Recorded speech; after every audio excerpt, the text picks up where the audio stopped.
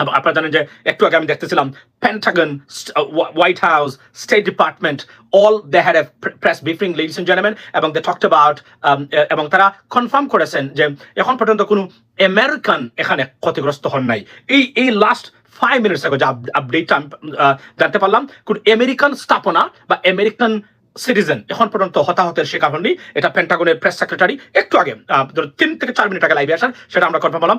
এখন এই হামলাগুলা ইরান করেছেন এবং তারা বলছিলেন, বিশেষ করে আপনারা জানেন যে হিজবুল্লাহ নেতা হাসান নাসরুল্লাহ, যাকে তারা বাংকার বোমা মেরে হত্যা করেছেন কিছুদিন আগে, along with many commanders including আপনার ইরানিয়ান রেভলিউশনারি গার্ডের একজন কমান্ডার সহ তারা হত্যা করেছেন। এর আগে আপনারা জানেন যে ইসমাইল হানিয়া, যিনি আপনার হামাসের লিডার ছিলেন, তাকেও তারা হত্যা করেছেন আপনার ইরানের ভিতরেই। সো এই বিষয়গুলো ঘুরপাক খাচ্ছিল।